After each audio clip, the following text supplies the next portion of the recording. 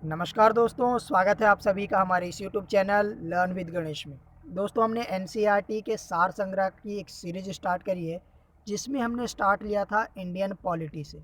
और Indian polity का ये आज मैं आप लोगों के लिए सेकंड पार्ट लेकर आया हूँ। अगर फर्स्ट पार्ट आप लोगों ने नहीं देखा है अभी तक, तो उसको जाकर देख लीजिएगा। आज हम सेकेंड पार्ट में स्टार्ट करने वाले हैं राज्य के नीति निर्देशक तत्व से। तो चलिए हम इस वीडियो को शुरू करते हैं। और सबसे पहले हम इसके बारे में थोड़ा सा बेसिक इन्फॉर्मेशन जो है वो देख लेते हैं। राज्य के नीति निर्देशक तत्व का वर्णन हमारे संविधान के भाग 4 में किया गया है। कहाँ पर है? भाग 4 में। अनुच्छेद की बात करें तो अनुच्छेद 36 से 51 के बीच में इसका वर्णन है। 36 से 51 के बीच में। और नीति निर्देशक तत्व ये वाद योग्य नहीं है, यानी कि इसके खिलाफ न्यायालय में चुनौती नहीं दी जा सकती है। इसके अलावा एक और जो महत्वपूर्ण है कि ये लिया गया किस देश के संविधान से है, तो भारत में राज्य के नीति निर्देशक तत्व जो है वो लिया गया है आयरलैंड के संविधान से। तो इतना तो है इन्फॉर्मेशन बेसिक सा। आगे हम देखते हैं अब इससे आगे। राज्य के नीति निर्देशक सिद्धांतों को भारतीय संविधान में शामिल किए जाने का क्या उद्देश्य है? तो इसका उद्देश्य है सामाजिक और आर्थिक लोकतंत्र को स्थापित करना। कल्याणकारी राज्य की संकल्पना का समावेश संविधान के किस भाग में किया गया है? तो ये कौन से भाग में किया गया है? भाग 4 में, राज्य के नीति निर्देशक सिद्धांतों में। भारतीय संविधान में किसके अंतर्गत पंचायती राज प्रणाली की व्यवस्था की गई है? तो वो किया गया है राज्य के नीति निर्देशक सिद्धांतों के अंतर्गत।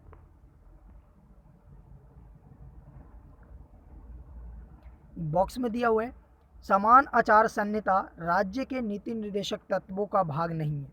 ध्यान दीजिएगा जरा, समान आचार संहिता राज्य के नीति निर्देशक तत्वों का भाग नहीं है, किंतु समान नागरिक संहिता नीति निर्देशक तत्व का भाग है।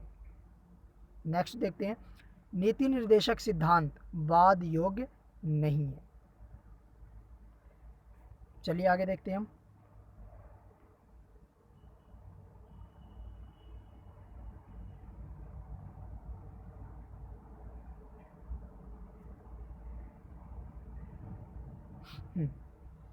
तो संविधान के किस अनुच्छेद में उद्योगों के प्रबंधन में कर्मगारों की भागीदारी का प्रावधान किया गया है?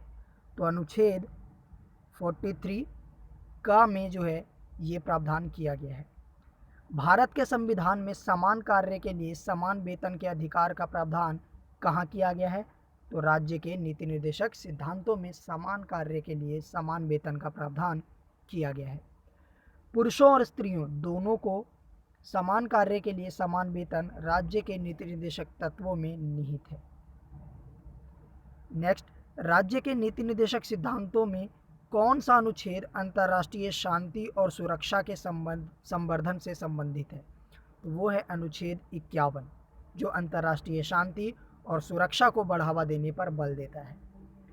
राज्य के नीति निर्देशक सिद्धांत एक ऐसा चेक है जो बैंक की सुविधा अनुसार अदा किया जाता है। यह कथन किसका है? तो ये कथन बहुत ही इंपॉर्टेंट है और ये है केटी शाह का। आगे देखते हैं, नीति निर्देशक सिद्धांत से संबंधित महत्वपूर्ण अनुच्छेद। जैसा कि मैंने आपको बताया कि अनुच्छेद 36 से 51 के बीच में नीति निर्देशक तत्वों का वर्णन किया गया है। तो 36 में क्या है? नीति निर्देशक तत्वों के संदर्भ में राज्य की परिभाषा। अनुच्छेद 37 में न्यायालय द्वारा प्रवर्तनीय ना होना, यानी कि ये वाद्य योग्य नहीं है। अनुच्छेद 38 लोक कल्याण की अभिवृद्धि के लिए सामाजिक व्यवस्था बनाना। अनुच्छेद 38 का क्लॉज सेकंड, आय की असमानताओं को कम करने का प्रयास करना। अनुच्छेद 39 का समान रूप से जीविका के लिए पर्याप्त सघन।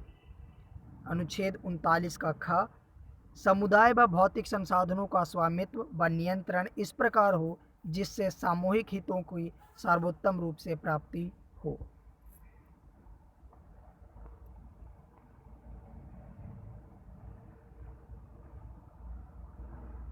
अनुच्छेद 39 का घ, पुरुष व स्त्री दोनों को समान कार्य के लिए समान वेतन का प्रावधान कहाँ किया गया है? तो अनुच्छेद 39 घ में। अनुच्छेद 39 अड़ा, पुरुष और स्त्री कामगारों के स्वास्थ्य व शक्ति का तथा बालकों की सुकुमार अवस्था का दुरुपयोग ना हो। तो ये प्रावधान कहाँ किया गया है कि पुरुष और स्त्री दोनों ही कामगारों के स्वास्थ्य और उसकी शक्ति का, साथ ही साथ बालकों की जो टीनेजर्स हैं, जो छोटी उम्र के बच्चे हैं, उनका दुरुपयोग ना हो, उनका जो है शोषण ना हो, उसकी रोकथाम का प्रावधान कहाँ किया गया है? तो अनुच्छेद 39 अड़ा में। अनुच्छेद 40 ग्राम पंचायतों के गठन पर बल देता है। ये बहुत ही इम्पोर्टेंट है, तो इसको आप VIP में लगा लीजिएगा। अनुच्छेद 41 कुछ दशाओं में काम, शिक्षा व लोक सहायता पाने का अधिकार। अनुच्छेद 42 काम की न्यायसंगत एवं मानवोचित दशाएं तथा प्रसूति सहायता। अनुच्छेद 43 कामगारों के लिए निर्वाह मजदूरी आदि।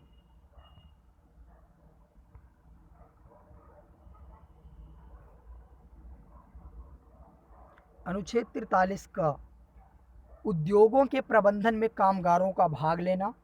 अनुच्छेद 43 खा सहकारी समितियों के स्वैच्छिक गठन, स्वायत्त संचालन, लोकतांत्रिक नियंत्रण तथा व्यावसायिक प्रबंधन को बढ़ावा देना। अनुच्छेद 44 सभी नागरिकों के लिए एक समान नागरिक संहिता। अनुच्छेद 45 6 वर्ष से कम आयु के बच्चों के लिए निःशुल्क व अनिवार्य शिक्षा का प्रावधान। अनुच्छेद 46 SC और ST दुर्बल वर्गों के शैक्षणिक व आर्थिक हितों की अभिवृद्धि। अनुच्छेद 47 पोषाहार स्तर और जीवन स्तर तथा लोक स्वास्थ्य में सुधार तथा हानिकारक नशीले पदार्थों के उपभोग पर प्रतिबंध। तो यहाँ से ये जो इम्पोर्टेंट है अनुच्छेद आर्टिकल 47 की हानिकारक तथा नशीले पदार्थों के उपभोग पर प्रतिबंध किस अनुच्छेद के तहत लगाया गया? तो अनुच्छेद 47 के तहत। अनुच्छेद 48 गायों, बछड़ों तथा अन्य दुधारू पशुओं के वध पर प्रतिबंध एवं उनकी नस्लों में सुधार का प्रयास। आर्टिकल 49 राष्ट्रीय महत्व के कलात्मक या ऐतिहासिक अभिरुचि वाले स्मारकों या स्थानों या वस्तुओं का संरक्षण करना। अनुच्छेद 50 ये बहुत ज़्यादा इम्पोर्टेंट है, 50 नंबर अनुच्छेद आर्टिकल कार्यपालिका से न्यायपालिका का पृथक्करण। और 51 आर्टिकल जो है ये भी बहुत ज़्यादा इम्पोर्टेंट है, अंतर्राष्ट्रीय शांति और सुरक्षा में की अभिवृद्धि। मूल अधिकार कानूनी रूप से मान्य है, जबकि नीति निर्देशक तत्व नैतिक व राजनीतिक मान्यता प्राप्त है। नेक्स्ट जो हमारा टॉपिक है वो है मूल कर्तव्य, फंडामेंटल ड्यूटीज़। इसके बारे में अगर हम थोड़ा सा इंफॉर्मेशन बेसिक देखें तो फंडामेंटल ड्यूटीज़ का जो वर्णन है भारतीय संविधान के भाग 4 का में किया गया है। और आर्टिकल जो है आर्टिकल 51 का में, भाग 4 का आर्टिकल 51 का, या फिर भाग 4A बोल सकते हैं, आर्टिकल 51A बोल सकते हैं। और मूल कर्तव्य का सिद्धांत जो प्रावधान है वो हमारे संविधान में स्वर्ण सी समिति के अनुशंसा पर किया गया है। साथ ही साथ ये हमें सोवियत संघ से ये प्रावधान जो है सोवियत संघ के संविधान से ये लिया गया है। तो चलिए हम आगे देखते हैं। किस देश के संवैधानिक प्रावधानों से प्रभावित होकर भारतीय संविधान में मूल कर्तव्यों को सम्मिलित किया गया है? तो पूर्व सोवियत संघ यानी USSR के संविधान से ये लिया गया है। भारतीय संविधान के किस भाग में मौलिक कर्तव्य उल्लिखित है? तो भाग 4A में ये उसका वर्णन किया गया है। बॉक्स में दिया गया है स्वर्ण सी समिति ने संविधान में 8 मूल कर्तव्यों को जोड़े जाने के लिए सुझाव दिया था, लेकिन 42वें संविधान संशोधन 1976 द्वारा 10 मूल कर्तव्यों को जोड़ा गया।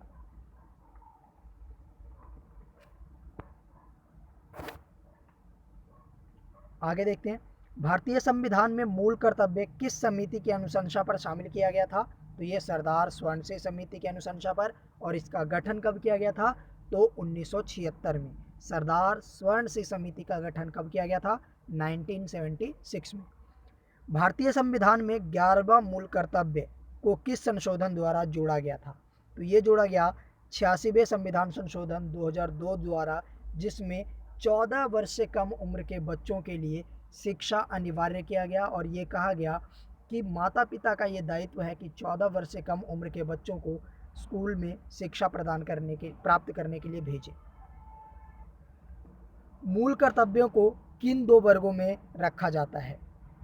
नैतिक कर्तव्य और नागरिक कर्तव्य। मूल कर्तव्य के अंतर्गत स्वतंत्रता संग्राम के उच्च आदर्शों का सम्मान कौन सा कर्तव्य माना जाता है? ये माना जाता है नैतिक कर्तव्य। प्राकृतिक पर्यावरण व वन्य जीव संरक्षण भारतीय नागरिकों के मूल कर्तव्यों में से एक है, यानी कि पर्यावरण की सुरक्षा और वन्य जीवों का संरक्षण करना हमारा एक मौलिक कर्तव्य है।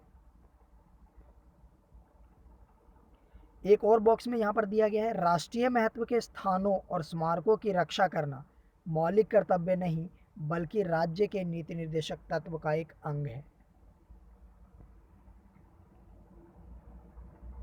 महिलाओं के सम्मान के लिए कुप्रथाओं का त्याग करना प्रत्येक भारतीय नागरिक का कर्तव्य है, यह किस अनुच्छेद में वर्णित है? तो ये अनुच्छेद 51 का क्लोज 5 में इसका वर्णन किया गया है।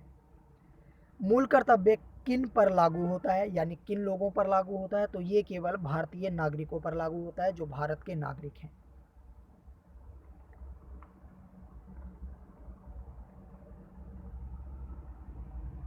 हमारे संविधान में टोटल 11 मौलिक कर्तव्यों का वर्णन किया गया है। कौन कौन से हैं उसको देख लेते हैं। पहला, संविधान का पालन करें और उसके आदर्शों, संस्थाओं, राष्ट्रध्वज व राष्ट्रगान का आदर करें।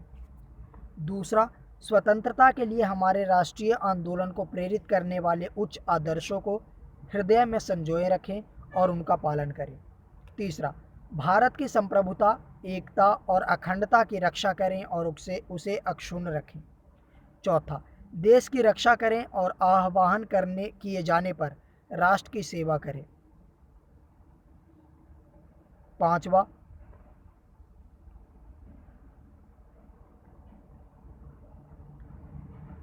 भारत के सभी लोगों में समरसता और समान भ्रातृत्व की भावना का निर्माण करें, जो धर्म, भाषा और प्रदेश या वर्ग आधारित सभी भेदभावों से परे हो। ऐसी प्रथाओं का त्याग करें जो स्त्रियों के सम्मान के विरुद्ध है। छठा, हमारी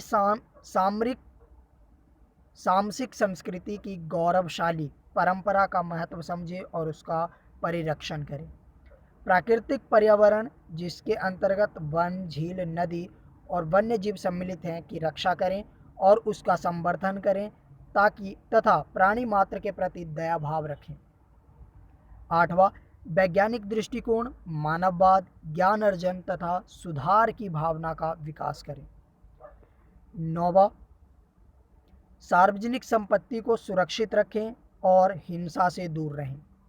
10वां जो मौलिक कर्तव्य है, व्यक्तिगत और सामूहिक गतिविधियों के सभी क्षेत्रों में उत्कर्ष की ओर बढ़ने का सतत प्रयास करें, जिससे राष्ट्र निरंतर बढ़ते हुए प्रयत्न व उपलब्धि की नई ऊंचाइयों को प्राप्त करे।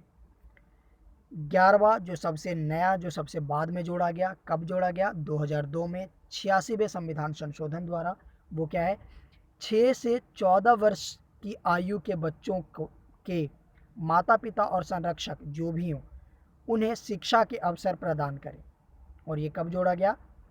86वें संविधान संशोधन द्वारा 2002 में। किसी व्यक्ति को राष्ट्रगान गाने के लिए बाध्य किया जा सकता है। सर्वोच्च न्यायालय ने किस मामले में ऐसा कहा? विजय इमैनुअल बनाम केरल राज्य 1986 का जो मामला आया था, उसमें सर्वोच्च न्यायालय ने ये अपना जजमेंट दिया कि राष्ट्रगान गाने के लिए किसी भी व्यक्ति को बाध्य किया जा सकता है।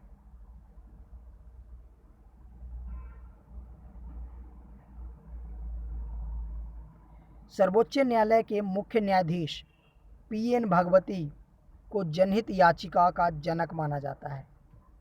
PIL का मतलब क्या होता है? यानी कि ये जनहित याचिका एक ऐसी याचिका होती है जब कोई व्यक्ति सक्षम नहीं है न्यायालय तक अपनी बातों को पहुंचाने में, तो उसके बिहाफ पर कोई अन्य व्यक्ति जाकर न्यायालय में केस या मुकदमा दायर करता है, उसे हम PIL कहते हैं या जनहित याचिका के नाम से उसको जाना जाता है। नेक्स्ट जो हमारा टॉपिक है राष्ट्रपति, बहुत ही ज़्यादा इंपॉर्टेंट टॉपिक है, तो इसको थोड़ा सा ध्यान से देखिएगा। अभी तक अगर आप हमारे चैनल पर नए हैं और चैनल को सब्सक्राइब नहीं किया तो चैनल को सब्सक्राइब कर लीजिए और बेल आइकन को प्रेस कर लीजिएगा, ताकि आने वाली हर नई वीडियो का नोटिफिकेशन आप लोगों को मिलता रहे। साथ ही साथ अगर आप इस वीडियो का PDF जो है वो डाउनलोड करना चाहते हैं तो आप हमारे टेलीग्राम चैनल से जुड़ सकते हैं, जिसका नाम है NCERT सार संग्रह। वहाँ जाकर आप जुड़ सकते हैं और वहाँ से आप PDF को डाउनलोड करके आसानी से पढ़ सकते हैं। राष्ट्रपति पद की अर्हता अनुच्छेद 58 में दिया गया है, यानी कि राष्ट्रपति पद के लिए क्या क्या योग्यताएं होनी चाहिए, इसका वर्णन किस अनुच्छेद में किया गया है, तो अनुच्छेद 58 में किया गया है। और कौन कौन सी शर्तें होती हैं राष्ट्रपति बनने के लिए वो देख लेते हैं हम ज़रा सा। तो सबसे पहले भारत का नागरिक होना चाहिए, लोकसभा का सदस्य निर्वाचित होने की योग्यता होनी चाहिए, ध्यान रखिएगा, लोकसभा का सदस्य निर्वाचित होने की योग्यता होनी चाहिए, किसी लाभ के पद पर नहीं होना चाहिए, और न्यूनतम आयु, जो सबसे ज़्यादा बार पूछा जाता है, न्यूनतम आयु जो है 35 वर्ष होनी चाहिए। आगे देखते हैं हम। भारत में राष्ट्रपति का निर्वाचन किस प्रकार होता है, तो भारत में राष्ट्रपति का निर्वाचन अप्रत्यक्ष मतदान द्वारा एकल संक्रमणीय मत प्रणाली द्वारा किया जाता है। भारत के राष्ट्रपति के चुनाव में मतदान कौन करता है, तो भारत के राष्ट्रपति के चुनाव में राज्यसभा, लोकसभा, राज्यों व केंद्र शासित प्रदेशों की विधानसभा के निर्वाचित सदस्य, ध्यान रखिएगा निर्वाचित सदस्य, सभी सदस्य नहीं बल्कि निर्वाचित सदस्य, लोकसभा, राज्यसभा, केंद्र शासित प्रदेश और राज्यों के विधानसभा के निर्वाचित सदस्य। विधान परिषद के सदस्य इसमें वोट नहीं करते हैं, ये ध्यान रखिएगा। नेक्स्ट,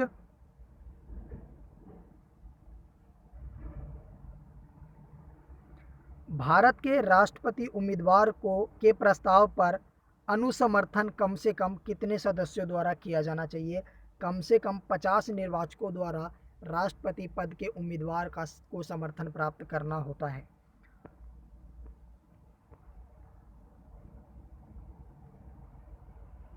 भारत में राष्ट्रपति का चुनाव एकल हस्तांतरणीय मत प्रणाली द्वारा किया जाता है। राष्ट्रपति के निर्वाचन में किसी राज्य का मुख्यमंत्री किस स्थिति में मतदान करने के लिए पात्र नहीं होगा, यदि वह राज्य विधानमंडल में उच्च सदन का सदस्य हो, तब वह राज्य का मुख्यमंत्री राष्ट्रपति के चुनाव में वोट देने के लिए पात्र नहीं होगा। कौन राष्ट्रपति के निर्वाचन मंडल का तो भाग है, परंतु वह उसके महाभियोग में भाग नहीं लेता है, राज्यों की विधानसभाएं। महाभियोग में केवल लोकसभा और राज्यसभा के सदस्य ही भाग लेते हैं, राज्यों की विधानसभाएं उसमें शामिल नहीं होती है महाभियोग की प्रक्रिया में। नेक्स्ट, संसद अथवा विधानसभा का कोई सदस्य राष्ट्रपति निर्वाचित हो सकता है, परंतु उस पर क्या शर्तें हैं, उस पर शर्त होती है कि निर्वाचित होने के उपरांत उसे अपनी सदस्यता छोड़नी होगी। संसद के लिए राष्ट्रपति का अभिभाषण कौन तैयार करता है, तो वो तैयार करते हैं केंद्रीय मंत्रिमंडल। बॉक्स में दिया गया है राष्ट्रपति की मृत्यु, त्यागपत्र तथा हटाए जाने पर पद की रिक्ति को 6 महीने की समय सीमा के भीतर भरना होगा।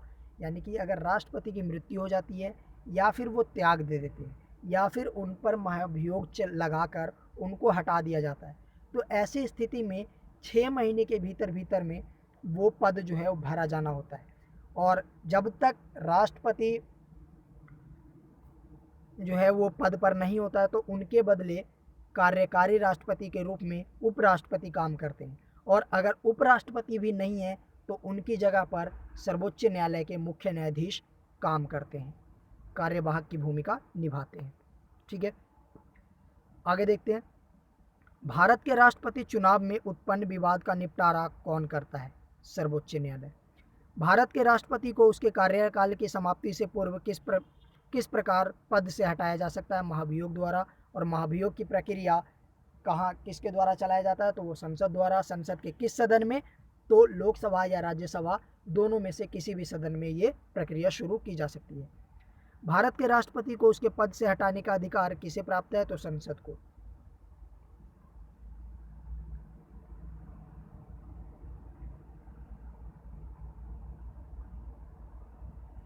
आगे देखते हैं, संघ की कार्यपालिका शक्तियां किस अनुच्छेद के अंतर्गत राष्ट्रपति में निहित है? तो अनुच्छेद 53 के तहत।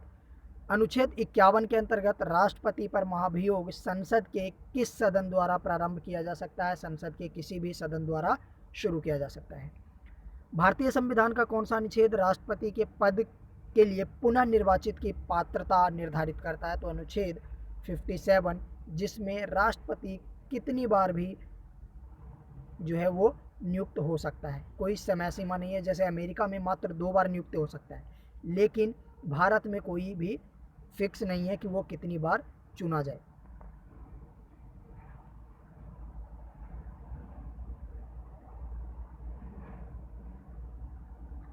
राष्ट्रपति को कोई भी विषय पुनर्विचार के लिए मंत्रिपरिषद को वापस भेजने का अधिकार किस संविधान संशोधन द्वारा प्रदान किया गया?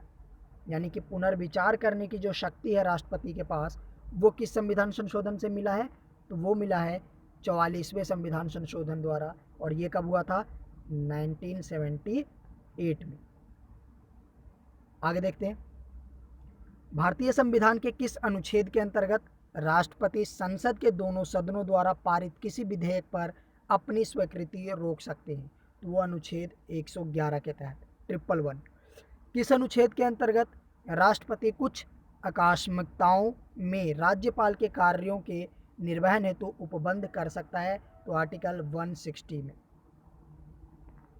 राष्ट्रपति से संबंधित कुछ महत्वपूर्ण अनुच्छेद है, कुछ आर्टिकल हैं। यहाँ पर बहुत सारे आर्टिकल दे रखा है, लेकिन इसमें से 3-4 आर्टिकल जो है वो मैं बता देता हूँ, जो आपको याद करना ही करना है।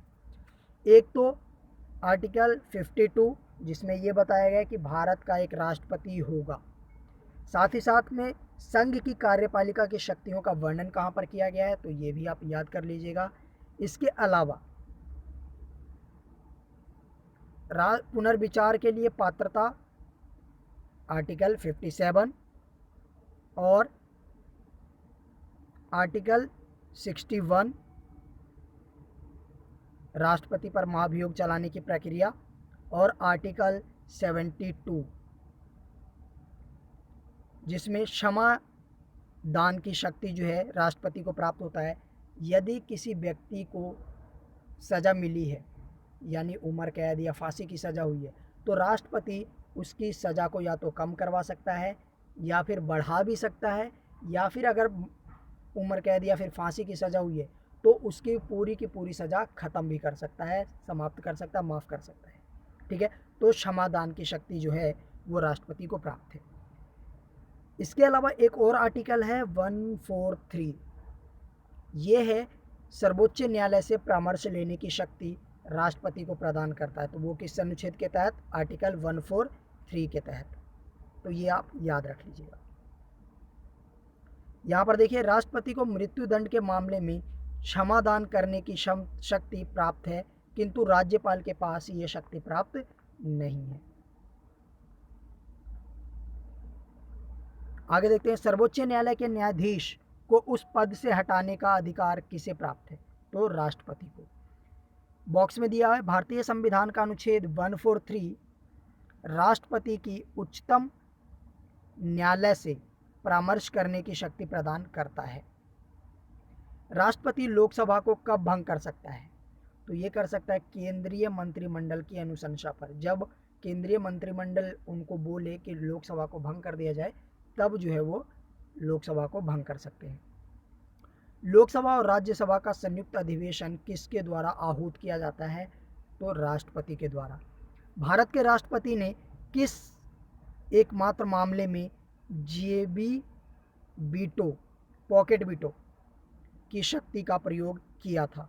भारत के किस एकमात्र मामले में पॉकेट वीटो का प्रयोग किया था, तो वो क्या था, भारत डाकघर विधेयक 1986 में, जहाँ पर ज्ञानी जैल सिंह जब जे राष्ट्रपति थे तो उन्होंने पॉकेट वीटो का इस्तेमाल किया था। और जब ज्ञानी जैल सिंह ने उस पर पॉकेट वीटो का इस्तेमाल किया और उसके 14 दिन बाद सरकार बदल जाती है और इस तरीके से भारत डाकघर विधेयक 1986 जो है वो पारित होने से रह जाता है और वो कानून नहीं बन पाता है। तो ज्ञानी जैल सिंह, ये ध्यान रखिएगा किसने यूज़ किया था, तो ज्ञानी जैल सिंह ने कब किया था, तो 1986 में। और कौन सा विधेयक था, तो ये था भारत डाकघर विधेयक। भारत का राष्ट्रपति संसद के दोनों सदनों की चर्चा में भाग नहीं ले सकता है। आगे देखते हैं। किसी भौगोलिक क्षेत्र को अनुसूचित क्षेत्र घोषित करने का संवैधानिक अधिकार किसे प्राप्त होता है, तो वो राष्ट्रपति को प्राप्त होता है।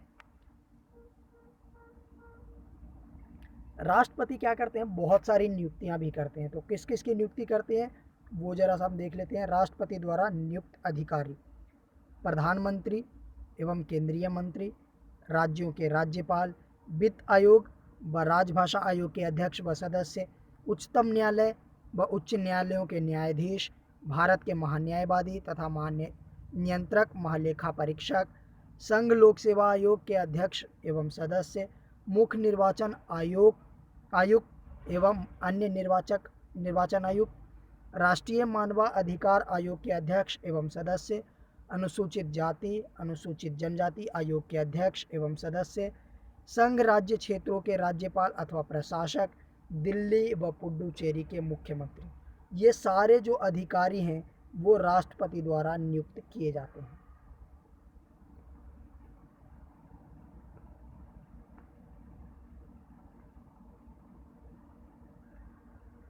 वर्तमान में राष्ट्रपति का मासिक वेतन कितना है, तो ये है 5 लाख रुपए।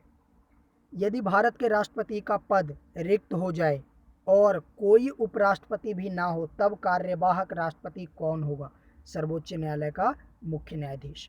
वह राष्ट्र का प्रतिनिधित्व करता है परंतु राष्ट्र का नेतृत्व नहीं करता। यह उक्ति किस पर लागू होती है, तो भारत के राष्ट्रपति पर। भारत के राष्ट्रपतियों में से वह कौन बिहार का राज्यपाल रह चुका था, डॉक्टर जाकिर हुसैन और श्री रामनाथ कोविंद।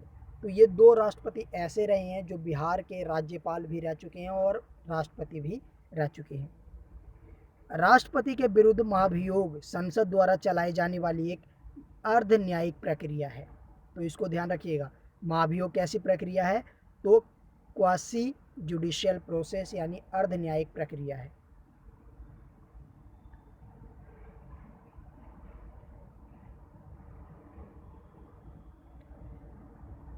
राष्ट्रपति के प्रसाद पर्यंत पद धारण करने वाले पदाधिकारी, यानी कि राष्ट्रपति के इच्छा तक जो काम अपने पद पर बने रह सकते हैं वो कौन कौन से अधिकारी हैं, तो संघ के मंत्री, राज्यों के राज्यपाल और भारत का महान्यायवादी यानी अटॉर्नी जनरल ऑफ इंडिया।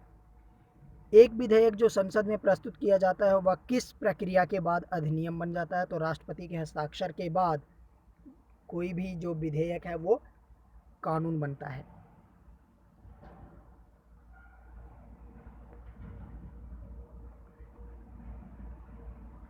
जब कोई विधेयक संसद के दोनों सदनों द्वारा पारित कर दिया जाता है तो राष्ट्रपति को उस विधेयक पर अपनी अनुमति रोकने का अधिकार प्राप्त है।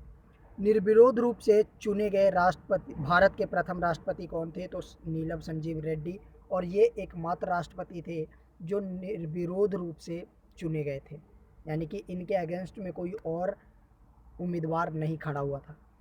भारत के राष्ट्रपतियों में से किनका संबंध ट्रेड यूनियन आंदोलन से रहा है, तो वेंकट गिरी का। भारतीय संविधान भारत के राष्ट्रपति को राज्यों के मुख्यमंत्री की नियुक्ति का अधिकार नहीं देता है, तो इनकी नियुक्ति कौन करता है, राज्यों की नियुक्ति, राज्यों के मुख्यमंत्री की नियुक्ति तो राज्यपाल द्वारा वो किया जाता है। राष्ट्रपति का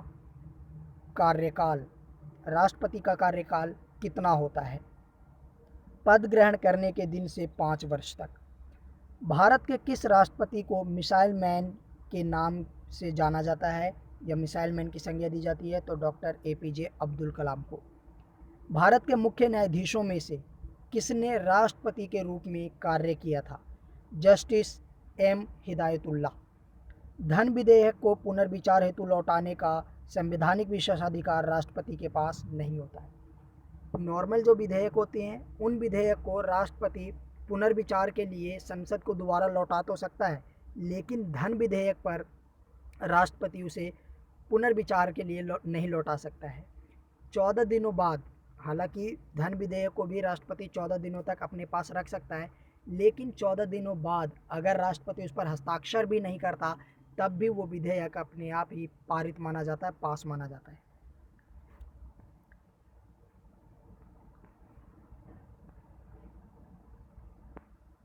एक मिनट।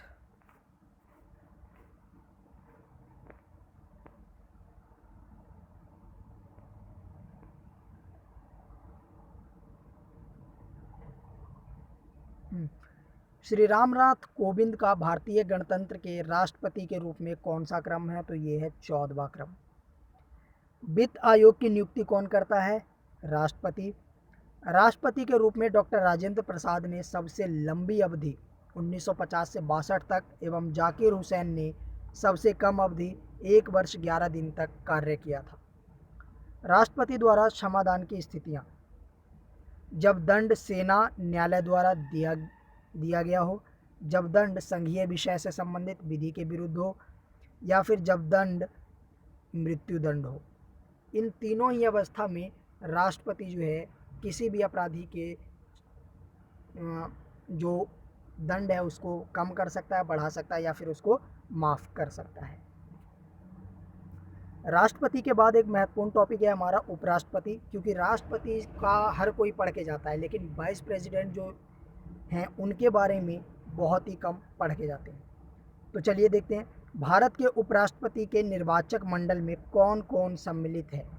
तो संसद के दोनों सदनों के सभी निर्वाचित एवं मनोनीत सदस्य।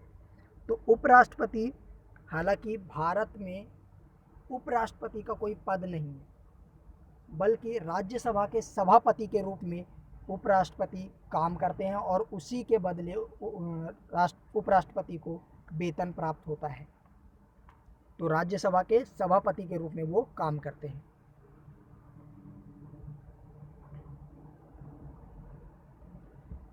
भारत के उपराष्ट्रपति को पद से हटाने संबंधी प्रस्ताव संसद के किस सदन में लाया जा सकता है? केवल राज्यसभा में।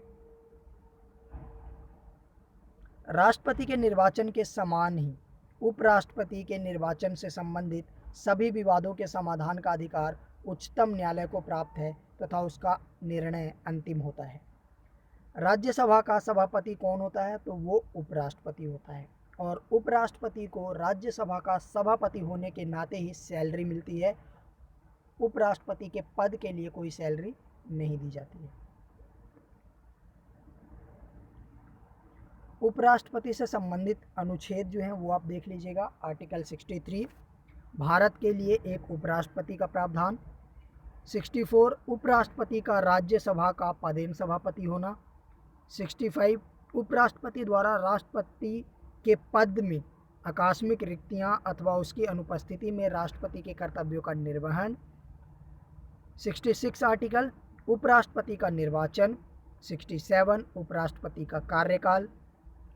68 उपराष्ट्रपति के पद की रिक्ति की पूर्ति के लिए चुनाव का समय निर्धारण तथा आकस्मिक रिक्तियों की पूर्ति के लिए चुने गए व्यक्ति का कार्यकाल। आर्टिकल 69 में उपराष्ट्रपति द्वारा शपथ या प्रतिज्ञान का वर्णन कहाँ पर किया गया है? तो वो किया गया है 69 में। 70 में अन्य आकस्मिकताओं में राष्ट्रपति के कर्तव्यों का निर्वहन। 71 में उपराष्ट्रपति के चुनाव संबंधी अथवा उससे संबंधित विषय का वर्णन किया गया है।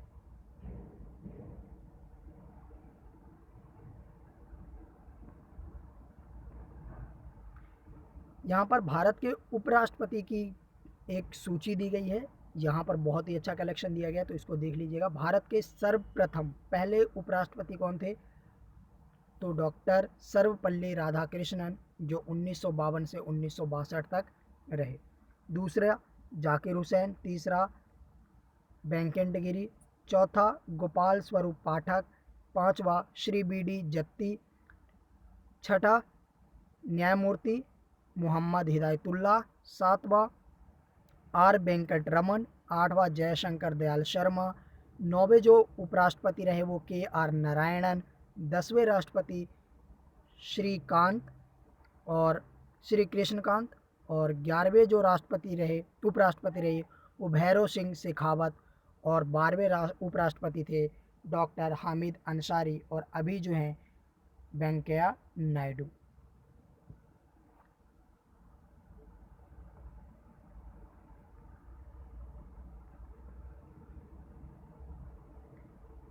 आगे देखते हैं, किस सदन की अध्यक्षता ऐसे व्यक्ति द्वारा की जाती है जो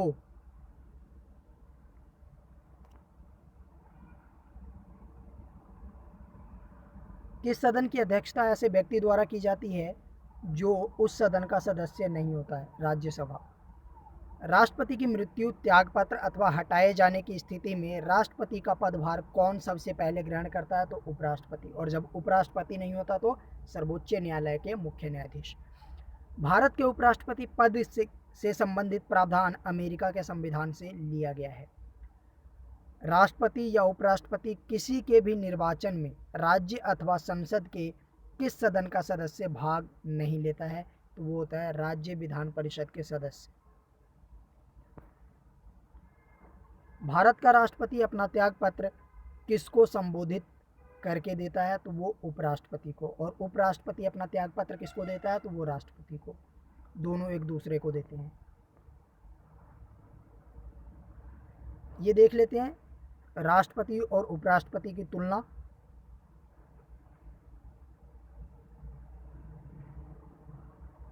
लोकसभा सदस्य बनने की योग्यता रखता हो और उपराष्ट्रपति बनने के लिए राज्यसभा का सदस्य बनने की योग्यता रखता हो।